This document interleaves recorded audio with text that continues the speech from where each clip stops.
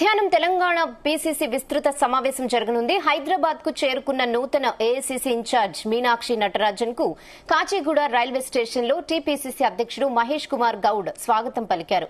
మహేష్ కుమార్ గౌడ్ అధ్యక్షతన జరిగిన ఈ సమావేశానికి ముఖ్యమంత్రి రేవంత్ రెడ్డితో పాటు ఉప ముఖ్యమంత్రి మల్లు భట్టి విక్రమార్క, మంత్రులతో పాటు పార్టీ వ్యవహారాల ఇన్ఛార్జ్ మీనాక్షి నటరాజన్ కూడా పాల్గొంటారు. మీనాక్షి నటరాజన్ పార్టీ వ్యవహారాల ఇన్ఛార్జ్ గా నియమితులైన తర్వాత తొలిసారి హైదరాబాద్ కు వస్తుండటంతో ఈ భేటీకి ప్రాధాన్యత ఏర్పడింది. ఈ సమావేశంలో బీసీ రిజర్వేషన్లు, కులగణన సర్వే వంటి అంశాలపై ప్రధానంగా చర్చించనున్నారు. పార్టీ బలోపేతానికి సంబంధించిన అంశాలపై కూడా ఈ సమావేశంలో చర్చ జరిగే అవకాశం ఉంది. అలాగే రాష్ట్ర, జాతీయ రాజకీయాలు, పార్టీ సంస్థాగత అంశాలపై చర్చిస్తారు.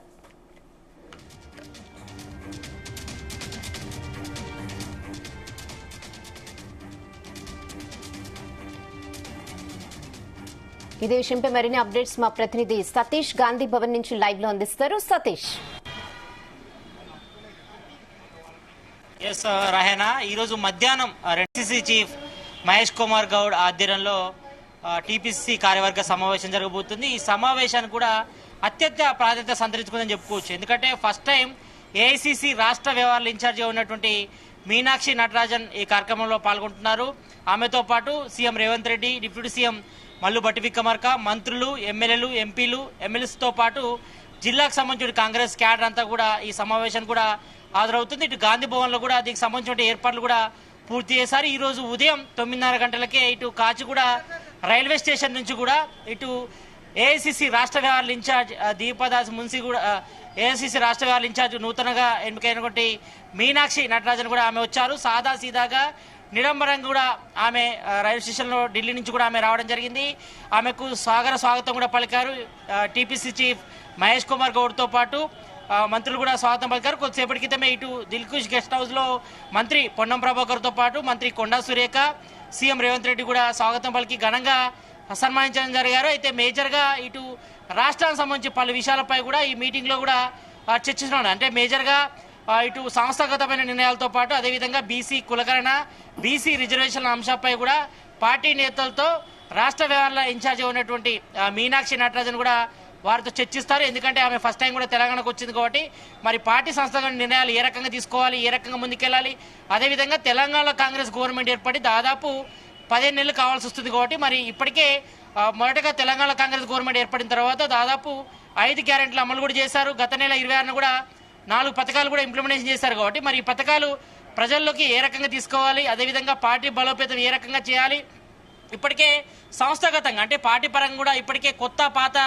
కలయికలు కూడా చాలా వరకు కూడా గొడవలు కూడా జరుగుతున్నాయి. ఇంటర్నల్గా ఇటు పడాన్ చెరువుకు సంబంధించి గూడెం మైపాల్ రెడ్డి కానీ ఎమ్మెల్యే ఉన్నారు, ఆయనతో పాటు ఇటు కాటా శ్రీనివాస్ గౌడ్ మధ్య కూడా కొంతవరకు భేదాభిప్రాయాలు వచ్చాయి. అదేవిధంగా ఇటు జగిత్యాల ఎమ్మెల్యే అదేవిధంగా ఎమ్మెల్సీ జీవన్ రెడ్డి మధ్య కూడా కొంతవరకు క్లాసెస్ ఉన్నాయి. అంటే అంతర్గతంగా కొంతవరకు పార్టీలో కూడా విభేదాలు ఉన్నాయి కాబట్టి మరి కొత్త పాత కలయిక నేపథ్యంలో మరి ఏ రకంగా ముందుకెళ్ళాలి, మరి పార్టీని ఏ రకంగా బలోపేతం చేయాలి, అదేవిధంగా సేమ్ టైం ఇటు పార్టీకి సంబంధించిన పథకాలు ఏదైతే ఇంప్లిమెంటేషన్ ఉన్నాయో వాటి గ్రౌండ్ లెవెల్ ఏ రకంగా తీసుకెళ్లాలనే కూడా ఇటు రాష్ట్ర వ్యవహారాల ఇన్ఛార్జిగా ఉన్నటువంటి మీనాక్షి నటరాజన్ ఆమె క్యాడర్కి అంతా కూడా దిశానిర్దేశం చేశారు. అదేవిధంగా పార్టీ బలోపేతం అంటే ఇప్పటికే ఇంటర్నల్గా క్లాషెస్ ఉన్నాయి, మరి కొంతమందికి పార్టీ నేతల్ని పట్టించుకోలేని ఆరోపణలు లేవు కాబట్టి మరి ఈ నేపథ్యంలో ఆమె దృష్టి కూడా కొంతమంది సీనియర్ నేతలు కూడా తీసుకొచ్చినట్టు తెలుస్తోంది. కాబట్టి మరి ఇంటర్నల్గా ఏ రకమైనటువంటి క్లాసెస్ ఉన్నా కానీ మరి అంతర్గతంగా పరిష్కరించుకోవాలి తప్ప ఎప్పుడు కూడా బయటకు రావద్దంటూ కూడా ఇప్పటికీ చెప్పడం జరిగింది. మరి ఈ నేపథ్యంలో మరి వీటన్నిటిపై కూడా మేజర్గా ఇటు టీపీసీ కార్యవర్గ సమావేశాలు కూడా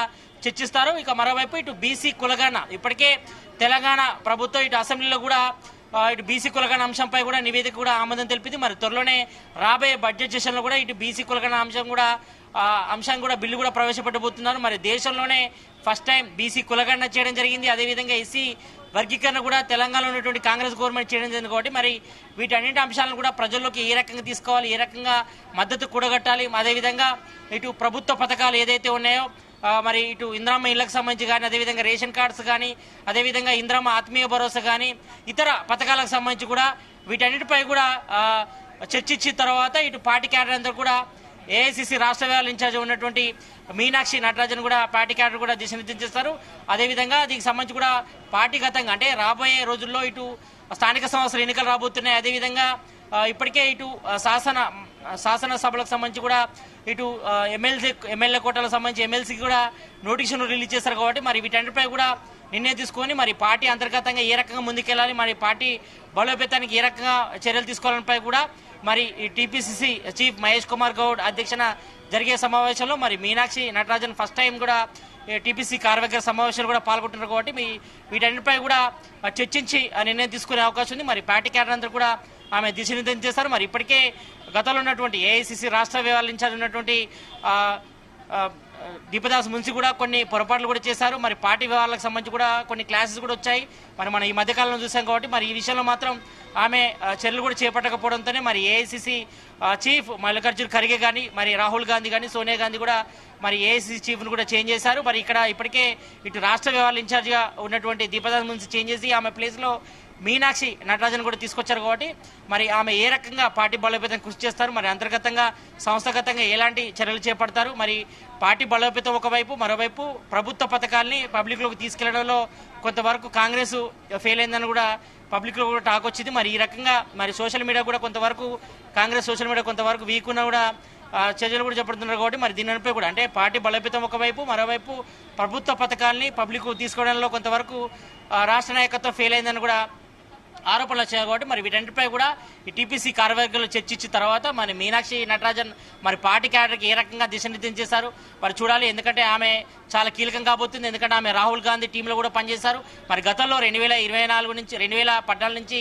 2019 వరకు మధ్యప్రదేశ్ నుంచి ఆమె ఎంపీగా కూడా ఆమె ఉన్నారు కాబట్టి మరి ఈ నేపథ్యంలో మరి ఆమె రాముల్ టీంలో చాలా కీలకంగా కూడా పనిచేస్తారు. మరి మీనాక్షి నటరాజన్ కాబట్టి మరి ఆమె పార్టీ బలోపేతానికి ఎలాంటి చర్యలు తీసుకోబోతుంది, అదేవిధంగా ప్రభుత్వ పథకాలను పబ్లిక్లోకి తీసుకోవడంలో మాత్రం కీ రోల్ పోషించే అవకాశం ఉంది. మరి చూడొచ్చు ఆమె ఉదయం కూడా ఆమె ట్రైన్లో వచ్చారు కాబట్టి మరి ఆమె చాలా సాదాసీదాగా ఉంటారు. మరి ఏ నిర్ణయం తీసుకున్నా కూడా డైరెక్ట్ రాహుల్ గాంధీకి ఇంటర్నల్గా ఆమె చెప్తారు కాబట్టి మరి ఆమె చెప్తే రాహుల్ గాంధీ చెప్పినట్టు ఉంటుంది. ఎందుకంటే రాహుల్ గాంధీ టీంలో చాలా క్రియాశీలంగా మీనాక్షి నటరాజన్ కూడా పనిచేస్తారు కాబట్టి మరి తెలంగాణ కాంగ్రెస్లో మరి ఎలాంటి మార్పు తీసుకురాబోతున్నారు, మరి సంస్థాగతమైనటువంటి మార్పులతో పాటు మరి పార్టీ బలోపేతానికి ఆమె ఎలాంటి చర్యలు తీసుకోబోతుంది అనిపై కూడా పార్టీ వర్గాల్లో మాత్రం సర్వత్రా ఆసక్తి నెలకొందని చెప్పుకోవచ్చు.